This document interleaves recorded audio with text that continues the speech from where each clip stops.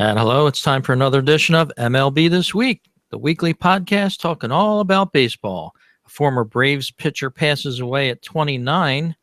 Baseball's GM, they're not your typical bunch. And new spring homes for the Astros and the Nats, all on this edition and so much more on MLB This Week.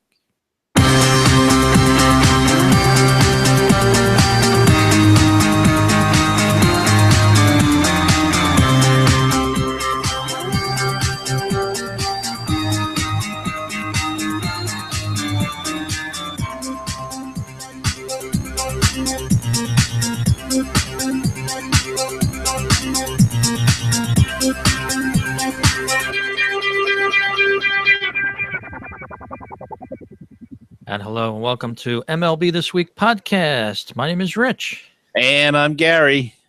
And hello, listeners out there. Gary, another great week in the off season here, and we're doing this show in the afternoon, one of our very few shows that we've done in the afternoon, and I got a little more energy because of it. Well, you're not all worn out, huh? Yeah, it's got something to do with that darkness that sets around 4:30 now. It's you kind of feel like it's 10 o'clock by 7 anymore. I agree. The other day I came home from work and had dinner and sat down. I said, oh boy, it feels like it's 8, 9 o'clock. And I looked at and it was like 6:30, 7 o'clock. So it is a crazy time, Rich. And we missed baseball already. I forgot last night. I meant to put on the MLB Network to catch the Arizona Fall League game, and I forgot all about it, and I'm kicking myself because there was some Mets prospects playing, so I wanted to check it out and just forgot it, just skipped my mind. But that's the only baseball we got going right now, and they don't televise every game, so either that, unless you want to watch the classics from 1968 or whatever they're showing on the networks. Yeah, it's a lack of baseball, but we got a ton of news to talk about, and it was the award season being announced in the last 8 days or so with some coming up awards, the big ones coming up around the corner, Gar. Yeah, lots of awards now, Rich, and they're going to spread it out so they can grab the headlines, I guess, or attempt to grab the sports headlines as we go through the winter. Yeah, and of course, last week it was the Players' Choice Awards. They sort of got the first crack at everything, electing some of their own as outstanding pitcher player Josh Donaldson of the Blue Jays. For the American League, outstanding pitcher Dallas Keuchel. Outstanding rookie was Carlos Correa of the Astros. And in the American League, the comeback player of the year, Prince Fielder, as voted on by the Players' Choice Awards. Over in the National League, it was Bryce Harper taking out the award for outstanding player. Outstanding pitcher was Zach Greinke of the Dodgers. Outstanding rookie voted was Chris Bryant of the Cubs. And comeback player of the National League, as you, I think, mentioned last week, Matt Harvey of the New York Mets. And can't really argue with any of those choices. Bryce Harper had a great year. Bryant in a class with a lot of rookies this year, but he was probably at the top of the class. And the other notable mentions, Kyle Schwarber didn't really come up till later, didn't really have a chance for that award. With Bryant coming up in May, same thing with Michael Conforto, had a very good rookie season or half a season. Both of them came up late in the year, so it's hard to really get a determination from them. And so Bryant really distinguished himself coming up in May, I think it was, or even April. But had a fine year and really deserve it of that. He'll probably win the National League Rookie of the Year as well. Yeah, it seems like a precursor to all the big awards that are voted on by the Baseball Writers Association. And we had some Gold Gloves and Silver Slugger awards. Shall we roll through those a little bit? Sure, we can start the Silver Slugger Awards, which is of course all offense, and in the AL they go by position. So at catcher in the American League it was Brian McCann of the Yankees getting that award, and the National League catcher Silver Slugger winner was Buster Posey of the Giants. And I guess there's no argument there. They both had very good numbers, and probably the best numbers for their positions. Moving to first base, we've got in the AL, no surprise there, Miguel Cabrera still on top with the Tigers. And in the National League was Paul Goldschmidt of the Diamondbacks. And again, sort of a non-brainer there. Goldschmidt, what a great player. He's a terrific fielder, just a terrific hitter. Power. I think he hit 40 homers this year. So terrific season. And second base, you've got in the AL, Jose Altuve, and in the National League, D. Gordon, and a couple of small guys, but both of them excellent hitters. D. Gordon led the National League in hitting this year, and Jose Altuve led last year in the American League, and I think he finished second or third this year. So a consistent player, terrific, both of them. Shortstop, you got in the American League, Xander Bogaerts of the Red Sox, and the National League was Brandon Crawford. Third base, Josh Donaldson, the aforementioned of the Blue Jays, and he's going to be picking up a lot of hardware, I think, this offseason, Rich. Nolan Arenado is the National League Silver Slugger at third base. In the outfield, we've got in the American League, really not too many surprises here. Mike Trout, Nelson Cruz, and J.D. Martinez. And in the National League, we got Brian Harper, Andrew McCutchen, and Carlos Gonzalez of the Rockies. And in the pitcher, Silver Slugger Award went to Madison Bumgarner of the Giants. And I think Andres Morales of the Kansas City Royals for the DH. As the DH, yes. We don't count the DH. We don't even think about the DH usually. So that's the Silver Slugger Awards, and then if we look at the over at the Defense Awards, the fielders in the National League for the gold. Now there's two awards, Rich. There is the Wilson Defensive Players of the Year, which only takes one person from each position, and then of course you have for both leagues, the Gold Glove winners is one person from each position, but from both leagues. So that's a different clarification there. And Wilson has done this since 2012. They created Defensive Player of the Year to commemorate the best defensive players at the majors at each position. Again, unlike the Rawlings Gold Glove Award winner, which is voted on by the managers and coaches, the Wilson Defensive Player of the Year award winners are determined by statistics using sabermetrics. So we're going to do that first, if that's okay, Rich. The Wilson Defensive Player of the Year at pitcher, it is Jacob deGrom of the New York Mets. At the catcher is Buster Posey of the San Francisco Giants. First base is Paul Goldschmidt of the Arizona Diamondbacks. Second base, D. Gordon of the Miami Marlins. Third base, Nolan Arenado of the Colorado Rockies. The shortstop is Andrelton Simmons, formerly of the Atlanta Braves, now with the California Angels. He just got traded. Big surprise there. Big shocker. The left fielder is Starling Marte of the Pittsburgh Pirates. The center fielder, Kevin Pillar of the Toronto Blue Jays. And by the way, he's the only American League to make this list. And the right fielder is Justin Haywood, and Haywood received the overall Defensive Player of the Year award in 2014. The 2015 is the aforementioned Andrelton Simmons. He is the 2015 Wilson Defensive Player of the Year.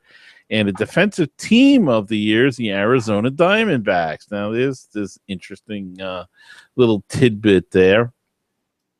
In the Gold Glove, which is put out again by Rawlings and voted on by the manager and the coaches.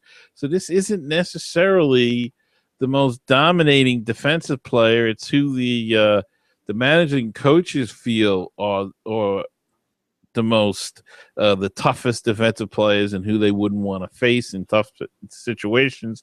And in the National League, again, the catcher is Yadier Molina. The first baseman is Paul Goldschmidt. The second baseman is D. Gordon. Third base, Nolan Arenado. Shortstop is Brandon Crawford. This year, he beat out Andrelton Simmons. The left fielder is Starling Marte. The center field is A.J. Pollock of the Diamondbacks. And the right fielder is Jason Hayward of the Cardinals. And the pitcher is Zach Greinke. In the American League, the catcher is Salvador Perez of the Royals.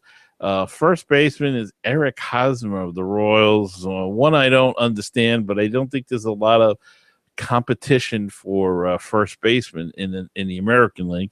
Second base, Jose Altuve. Third base, Manny Machado. Shortstop, Alcides Escobar. The left fielder is Yoenis Cespedes of the Tigers, even though he spent the last half of the season or last quarter of the season with the New York Mets. And he probably wouldn't have won that Gold Glove with the New York Mets. No, and based on his some of his World Series plays, he definitely wouldn't have won it.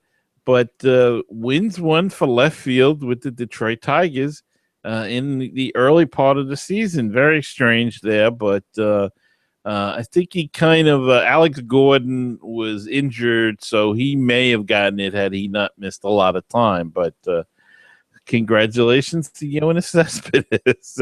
And a couple more. Kevin Kiermaier of the Rays gets for center field. Cole Calhoun of the Angels gets for right field. And Dallas Keuchel of the Astros gets the Gold Glove for the pitcher in the American League. So there's a lot of you see some consistently at some positions: Goldschmidt, Gordon, Arenado, even Marte getting both awards, and very interesting, and Hayward as well. Very interesting how some of these things are picked. As we said, one is done by sabermetric, one is done by a vote of the managers and the coaches. So that's the kickoff to the silly season, the award seasons, Rich, and that's what we've got so far. Yeah, and it's quite a kickoff indeed. Almost overshadows the Baseball Writers award season, which is going to be coming up tomorrow night, I believe. Kicks it off, but they did announce their finalists for the awards. The Jackie Robinson Rookie of the Year award is going to be announced tomorrow night. Finalists for the American League: Carlos Correa again with the Astros, Francisco Lindor with the Cleveland Indians, and Miguel Sano with the Minnesota Twins for the American League. I think it's going to be Carrera. Yeah, I think that's probably already been decided, as we've seen with the awards that he's won from the fellow players. Be interesting to see if something changed with that. And over in the National League, it's Chris Bryant with the Cubs, of course, Matt Duffy for the Giants, and Jung Ho Kang with the Pittsburgh Pirates as the finalists. I think, again, it'll be Chris Bryant. Kang had a fine year, got cut short with that broken leg. And Duffy, another guy, came in, really had a real good year, came in unexpectedly and did a fine job at third base for the Giants. So probably deserve it, but Bryant was just Bryant had everything going for him, and he did deliver. Bryant had since spring training the press, the media attention. And the guy had a fine year. He delivered on that. So I think it'll be Chris Bryant as well. He had a great year. Of course, in the playoffs, he came up very short, but during the regular season, he was very good. Let's look over his stats a little bit here. 650 plate appearances. He had his batting average 275 on the year. High strikeouts, though, 199 strikeouts on the season. He just missed the 100 RBI mark at 99. He had 26 home runs. And all in all, a great season for a debut with Chris Bryant. And yeah, we both expect him to take the Rookie of the Year by popular demand there. Yeah, and nobody cares about strikeouts, it seems, anymore. So, and 276 for a rookie, that's awesome. I mean, that's very, very good considering all the pressure. And this guy was under a lot of a lot of pressure because he was so highly touted. So to come up with those kind of numbers, he did a great job and well deserved of Rookie of the Year. Yes, indeed. And over at baseballreference.com, they have a nice new feature that they're adding to the player pages. It's projections for the next year. And believe it or not, they have, with the math that they use to do this particular site has Bryant coming down off of those numbers a little bit. They only have him projected at 77 RBIs with 20 home runs in 2016. So it'll be interesting to see if those numbers are met. Yeah, I don't know. He looks like a good, solid ball player and looks like a smart kid. So I'm sure it's all about adjustments, Rich, and I think he can make those adjustments.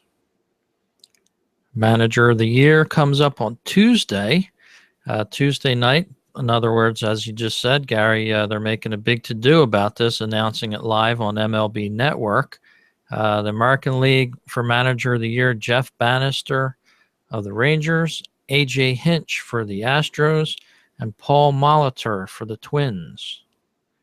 Well, and we know that the Paul Molitor got the Sporting News Manager of the Year award, and it'll be interesting to see if he can repeat with the baseball writers or whoever they vote on that. Right? Is that what another one? Yeah. Of these? Yeah. Same thing in the National League. It's going to be interesting if you want to read those candidates there, the finalists. Terry Collins of the New York Mets, of course. No secret to you, Gary. Mm-hmm. Joe Madden with the Chicago Cubs and Mike Matheny of the St. Louis Cardinals are the finalists.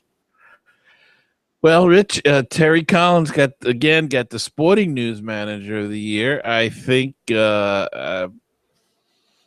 I'm going to say that I don't think he's going to get this award. I think it'll probably go to Joe Madden because of the hype. Not that he didn't do a fine job, but I just think, the hype is there with Joe Madden. There's a certain name there. I don't think Matheny is going to get it this time around. And I'd like to see Terry Collins get it, but I think it'll probably be Madden. Plus, he bought all the reporters in Chicago a beer. That was one of the first things he did when he. Well, there you go. That's probably one of the best ways to get in deep with the writers. So we'll have to see who wins that one. The next award will be the Cy Young Award, announced on November 18th. Finalists: Sonny Gray of the Athletics, Dallas Keuchel, Astros, David Price, Tigers and Blue Jays. And who do you like, Rich?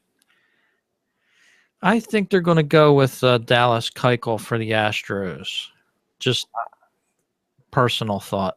No, I'm with you. I think Keuchel had an excellent year, and I think they will go with him. So moving over to the National League, it's Jake Arrieta for the Cubs, Zach Greinke, and Clayton Kershaw, both of the Dodgers, and this is probably going to be the most difficult pick that the writers had to make. Yeah, I think it's going to go to Arrieta. I think because he really had an outstanding year, and I think Greinke and Kershaw could cancel each other out too, being on the same team. So I'm going to go with Arrieta. I think he had 21 wins. He had the no hitter. I mean, just everything. Had a fantastic season, and he's my pick. Yep, that sounds like a solid pick. Moving over for MVP will be the final award, going to be announced by the Baseball Writers Association of America on November 19th. The finalists for the American League: Lorenzo Cain for the Royals, Josh Donaldson with the Blue Jays, and Mike Trout with the Angels. That's a tough one. I think it's going to go to Donaldson. Just he had an outstanding season. I'm just going to leave it at that. All right, we'll see if Mike Trout can win this again. What would this be? 3 times in a row for Trout? Yeah, I think Donaldson, though, had, the big trade, came over, just had such a terrific year, had a big impact on that team. I think he's going to get it this year. So we'll have to see who wins that. So a couple great awards still to be announced, the major awards, if you will, by the Baseball Writers Association of America. And what's the MVP look in the National League, Rich? Do you have that in front of you? Oh, yeah. The National League, Paul Goldschmidt, the finalist for the Diamondbacks, Bryce Harper with the Nationals, and Joey Votto for the Reds on the National League side. That could be interesting. Goldschmidt, I like. I think Harper's going to get it. I think the talk has been Harper all season. Will the Nationals not making the playoffs, will that hurt? Could be. Goldschmidt was on a team that wasn't expected to do anything, and they really had a pretty decent season. They finished in second, I believe, in their division, or second or third, but really had a good showing in that division this year. So yeah, I'll have to agree with you. But I think Harper's going to get it. Just had an outstanding season, and everybody's been waiting for this type of season from him. So I think he probably gets it, though. I think Goldschmidt's going to be a close second there. And looking at Harper's numbers last season, he had 521 at bats, 42 home runs. That could get him in there as the MVP just by itself. Batted .330 the whole season and only 131 strikeouts on the year. And that's probably the big thing, that he was fairly consistent all year. And I guess that if you look at it that way, his strikeouts weren't so bad. They weren't as bad as some of these other guys. So, Goldschmidt is nothing, not a bad choice either one. So we'll have to see who gets announced as the MVP for the National League. And maybe they motivated Harper a little bit with the players. The previous season had voted Bryce Harper as the most overrated player as a 21-year-old. And, he was all full of himself, according to a lot of the MLB players. Yeah, well, I think Harper is he's a good talent. He's an excellent talent. I think he's going to be a terrific ball player. I think they rushed him up. He was very young. He's a little cocky, and he's one of those guys you hate, but you wouldn't mind him having it on your team. So, and I think he had some problems with Matt Williams, and we see how that played out as Matt Williams is now the third base coach of the Arizona Diamondbacks and not the manager of the Washington Nationals any longer. So maybe it'll be interesting to see how Harper gets along with Dusty Baker. Though I think Dusty Baker has a reputation of being sort of a player's manager. So everything should be fine with him. But he's a good talent. He's a great ball player. Yes, he is. And this past week, we had a former Major League player with the Atlanta Braves pass away at only 29 years old, Gary. Yeah, Rich, kind of a sad story. Tommy Hanson, who made a good big splash a couple of years ago with those Atlanta Braves, died this past week due to catastrophic organ failure. The news comes as a huge shock to the baseball world. We still don't know all of the details of his death. He fell into a coma on Monday. No details were given about the cause of his ailment. Apparently, Sunday morning, he had trouble breathing, was rushed to a hospital. He was, as you said, 29 years old. And in fact, the Braves had such high hopes for him. They released the Hall of Famer Tom Glavine at the time. Glavine was at the end of his career. Though Hanson had not pitched in the majors in a couple of years, he was still an active player. He did struggle the last few years, and he spent the 2015 season in the Giants minor league system. Coming back from some injuries, he was pitching off a mound just a few weeks ago. It's just a sad thing. So young. And I mean, we don't know, so it would all be speculation. There was a report that possibility could be of an overdose of some sort, but that's not been verified. And really, a cause of death has not been verified by anybody at all yet. So I guess we'll get those reports in a few weeks. But what a shame at 29 years of age. Yeah, that's for sure. It's always a tough thing to hear about. And it's something that happens quite often now. You hear some of these athletes play for a few years, and then something goes wrong with them. Of course, off the field, you don't know what they're doing, and we haven't heard anything with causes yet, so we don't want to speculate. But definitely a sad time for former teammates and fans of this player. Yeah, without a doubt. Our condolences go out to his family. Yep. Well, MLB This Week is an independent podcast talking all about baseball. You can hear us at our website at MLBThisWeek.com. You can listen to us at BaseballTalkRadio.com, along with a whole bunch of other great talk radio shows about baseball, including Gary's own Mets Musings. I have a Phillies podcast there.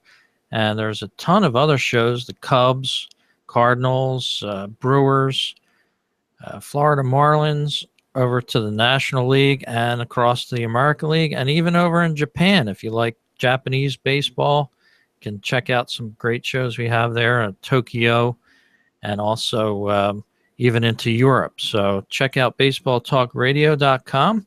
And Gary, the next couple of weeks, we're going to be off on the podcast, so we wanted to let our listeners know that we will be back. Don't desert us off your iTunes downloads. Yeah, I'm going to take a couple of weeks off, holiday, and I'm going to be moving into a new studio, hopefully. So the next show, hopefully, will be from the new studio. Baseball Talk Radio North, I guess it is, right, Rick? Yeah. The studio. So looking forward to that. And as we said, the awards, and we just got done with the general managers meetings. And Rich, you've got a little story about the new GMs in baseball. Yeah, this story was made its rounds on the Associated Press.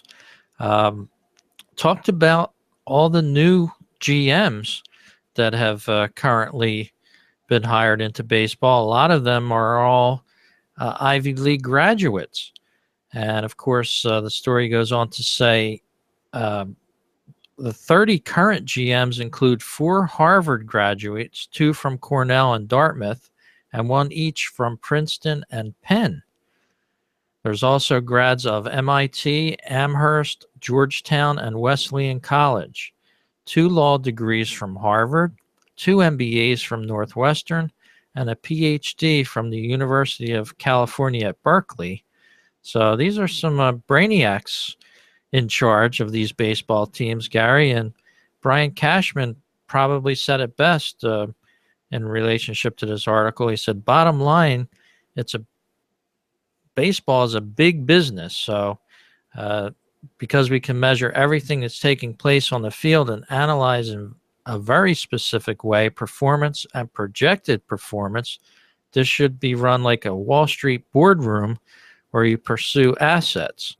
So Brian Cashman there comparing MLB baseball business to just regular old big business. And of course, with that, you have these new younger guys that are just out of college, and a number of them in their early 30s.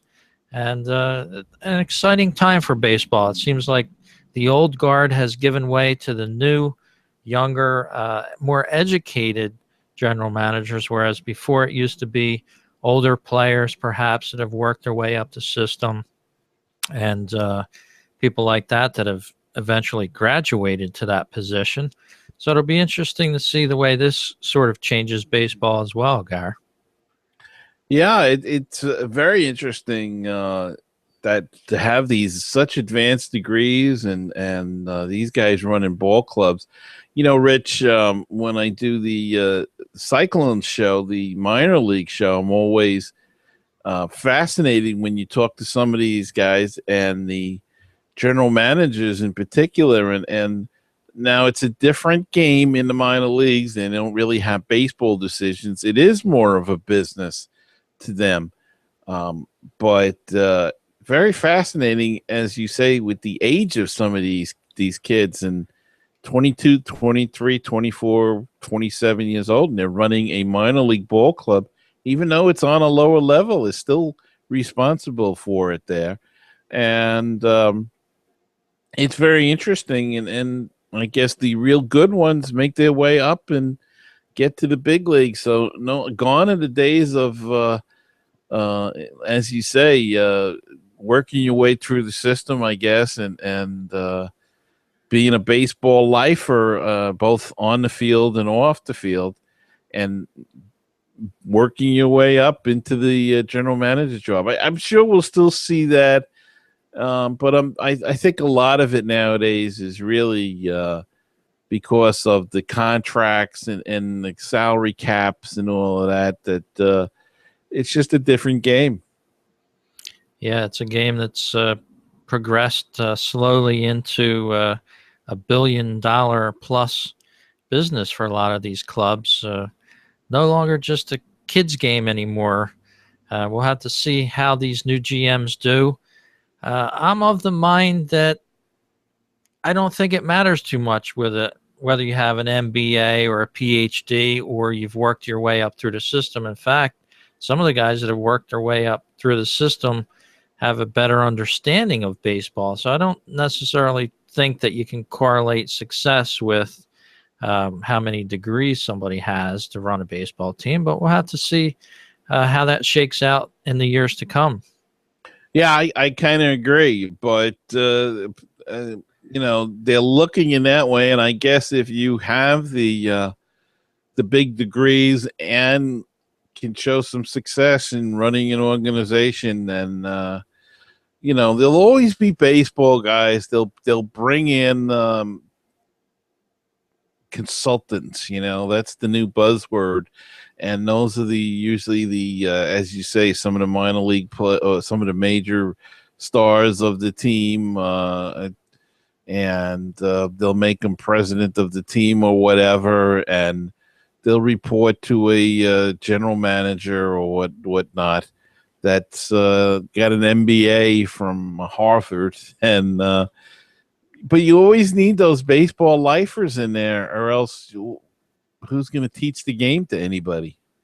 Exactly. So we've got a bright future to look forward to, and a couple teams that have some new spring homes just announced coming up soon here for two teams. And this seems to be a trend amongst baseball teams sharing spring training homes. Yeah, I guess it's to keep course down. And of course, the Astros and the Washington Nationals held a groundbreaking ceremony this past Monday at the ballpark of the Palm Beaches in West Palm Beach, Florida. The ballpark is expected to be completed by January of 2017. Major League Baseball Commissioner Rob Manfred took part in the ceremony along with Astros owner and chairman Jim Crane, Astros general manager Jeff Luhnow, Nationals owner Mark Lerner, and Nationals general manager Mike Rizzo. Mayor Shelley Vanner of Palm Beach County and Mayor Jerry Muyo of West Palm Beach were also part of the ceremony.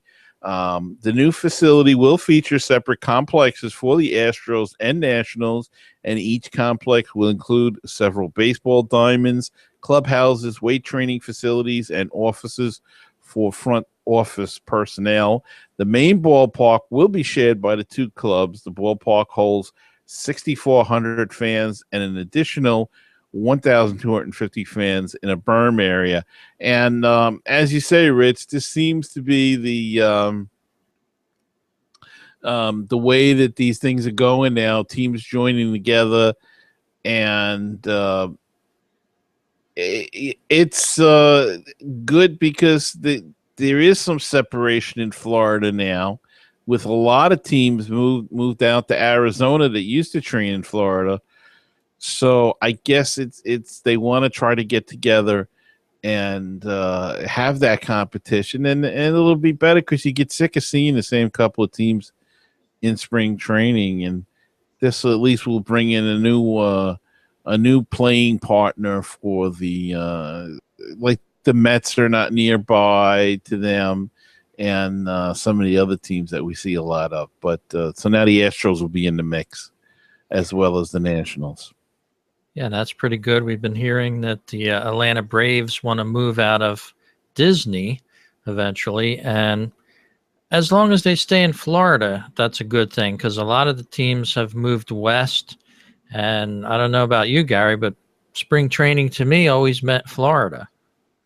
Yeah, and the thing about the West was that I guess they had more of a chance to see what was going on in Florida, had more of a chance to plan it better. And a lot of these teams are within in a lot of closer proximity in Arizona than they are in Florida. And perhaps this is what Florida is trying to accomplish now by, as teams want to move, trying to get them more into a central or southern location.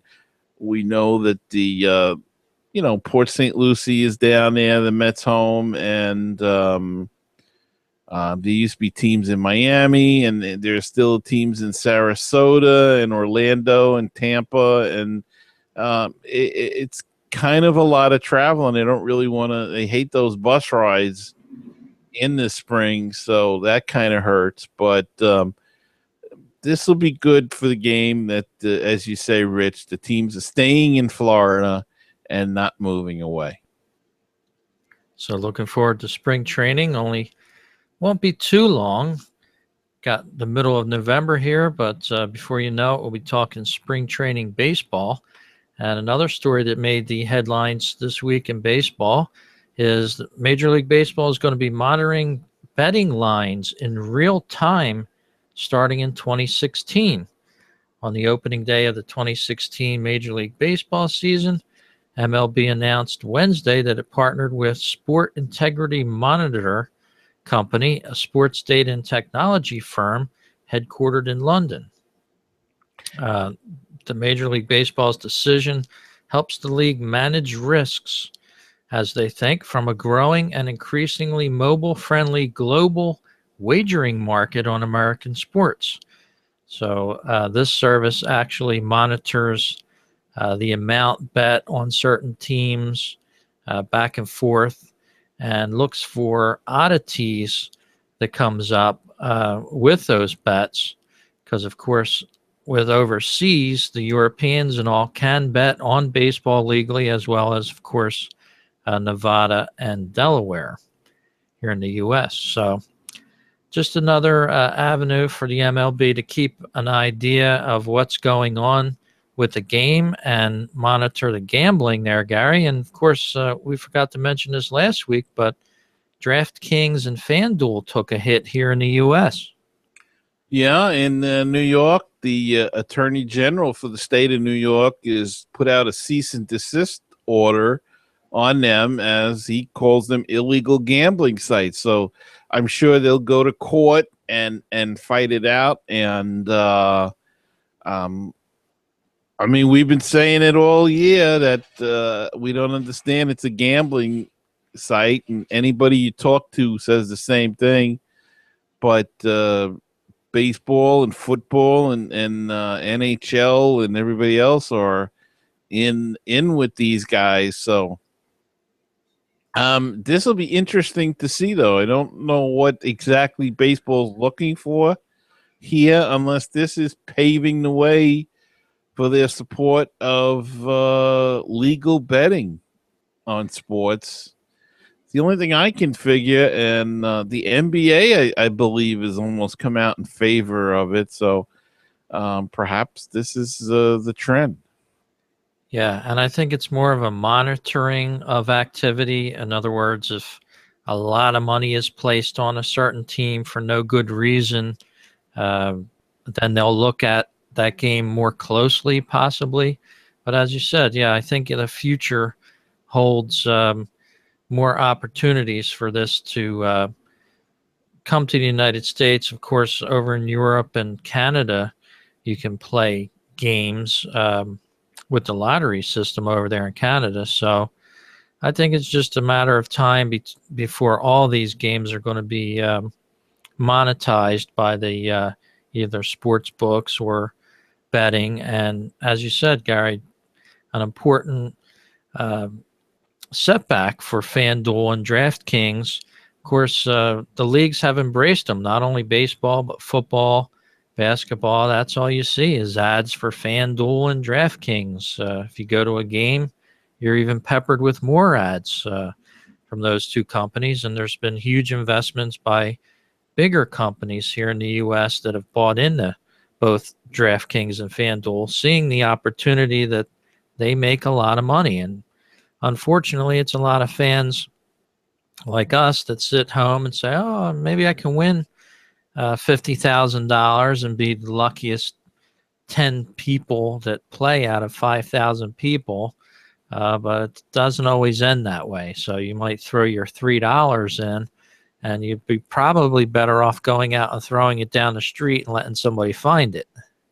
Yeah, I don't think the free games that they say you can play, I don't think those are the ones that are winning the millions of dollars. Just a guess, but I don't think they're going to give away millions of dollars to people that are playing for free. I think you have to put things in there, and I think the free is just to get you hooked, and then if you really want to play, then you can make the money, but you got to put money in. You know, it's like the casinos, really, Rich. You know, they have these nickel slots that everybody says, oh, nickel slots, right? Okay, that's great. Or even the penny ones. But if you look, you have to play credits. So if you pay a nickel and you put your minimum credit is 20, you're playing $1 a spin. And if you want to win the progressive or the jackpot, the big jackpot that's on top of everything, you got to pay the full thing, which could be $2 or something. So, don't get fooled by it. They get you in with the pennies and then make you pay anyway. So, and I think it's the same thing with DraftKings and FanDuel. It's a freebie. But in order to win anything, you got to put some money in. So, And no doubt these companies stepped in. They saw an interesting thing happening with fantasy sports, and the technology allowed them to put it on your cell phones very easily. You can just pull up your app on your cell phone, select your team, and it's all very fun, but it's also sort of a game of chance. You're not just betting on an outcome of a game, but you're uh, betting on the outcome of individual players. So there's not too much difference in the final score and how some players end up at the end of the day. And I think we'll see a lot more states follow New York's lead in this. Not that it's a really bad thing, but it is gambling. So if it's good for them to do it, what would stop a company like Caesars or Harris to just say, "Hey, we've got an app.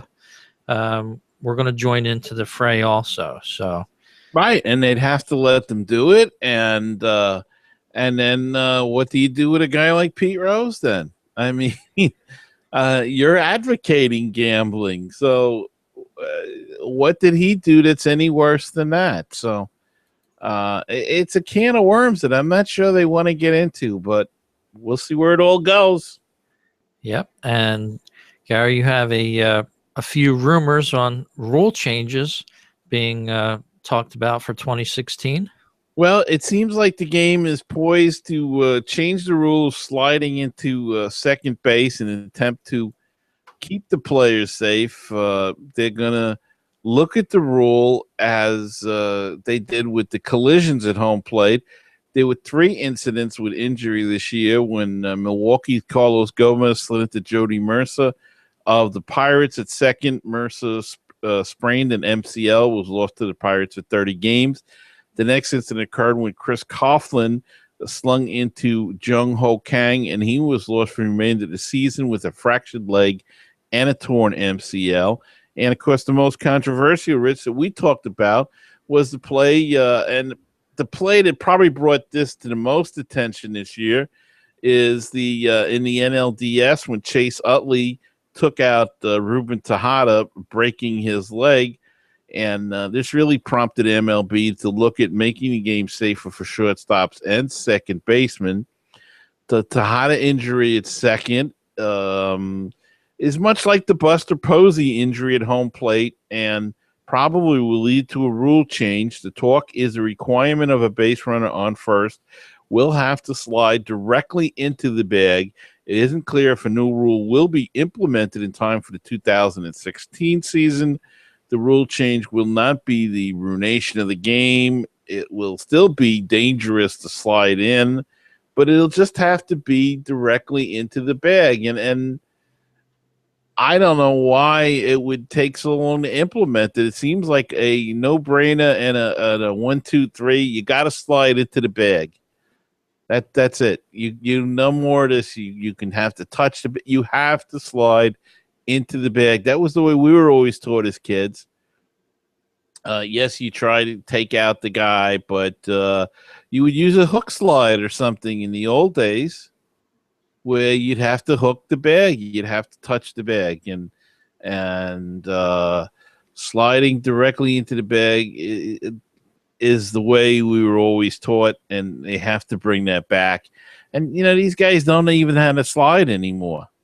I mean, you see some of the wackiest looking slides nowadays because they don't know how to slide, and everything with these pop-up slides. I never saw anybody in the old days. Go back and watch film from the 50s and the 60s. Rarely did you see a guy overslide a base. Yeah. Even with a head first slide. And these guys, they go sliding right past the base. I don't know whether they wait too long. I don't know what the problem is, but they just don't know how to slide anymore. And maybe that's something that they need to bring back in spring training. Yeah, and of course with Chase Utley's slide, a lot of people defended it by saying, "Oh, look, yeah, he's got his arm stretched out a mile long, and yeah, he's trying to grab the bag with his hand, but here his legs are 6 feet away from the bag, and Exactly. taking down Tejada like he did." But yeah, there's very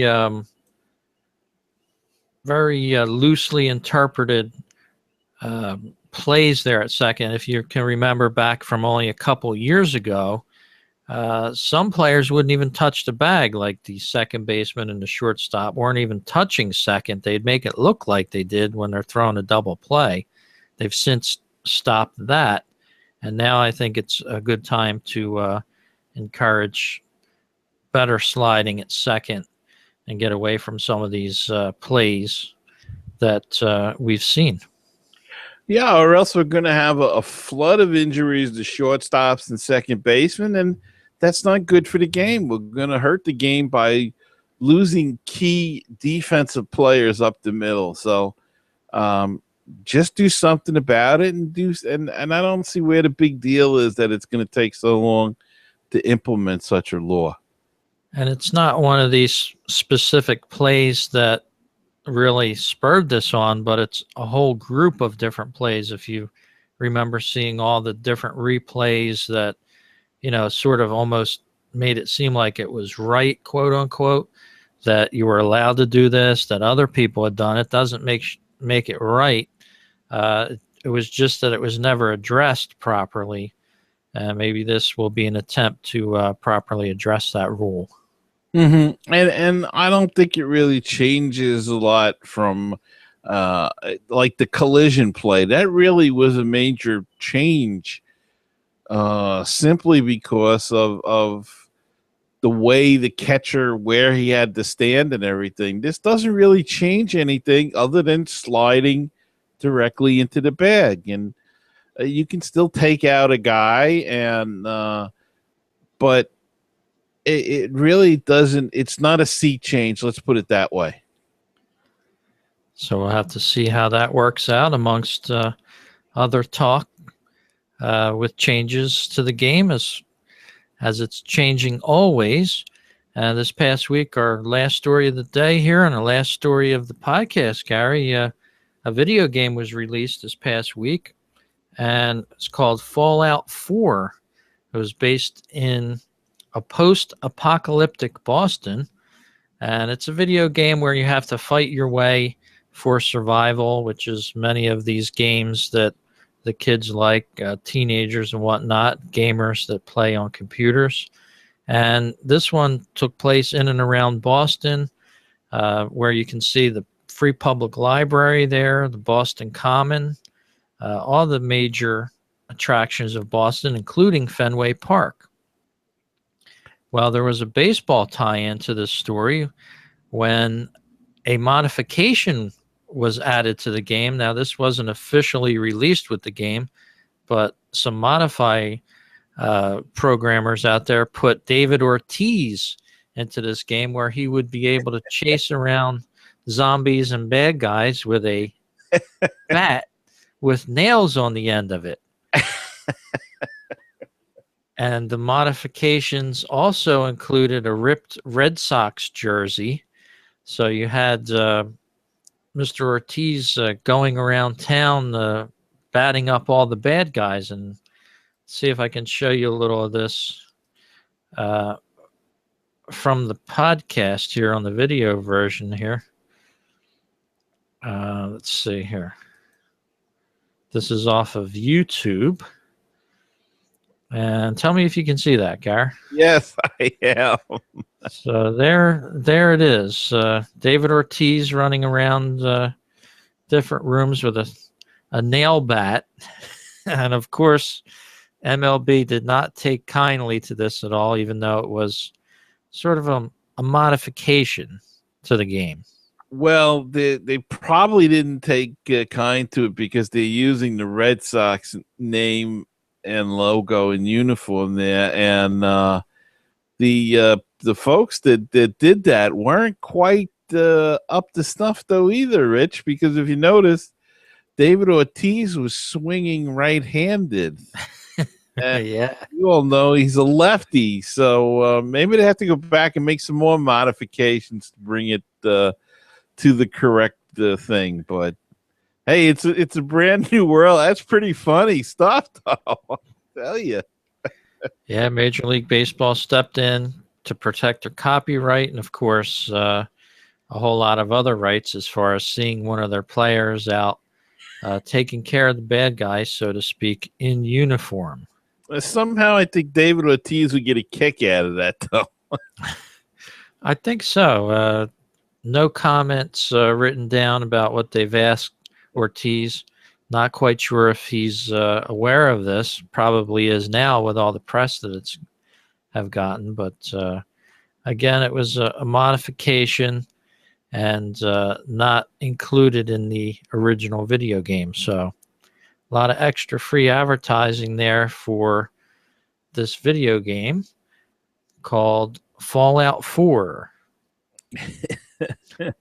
And they'll get some publicity out of this now, and probably watch sales go kicking up a little bit. Yeah, they sure will. Well, thank you for listening to this edition of MLB This Week, the weekly podcast. All of our listeners here in the U.S., we wish you a very happy Thanksgiving next week. And again, we'll be off for 2 weeks, and Gary's going to debut his new studio. Hopefully. Hopefully on the next program. So even if not, we hope you stop by for another listen.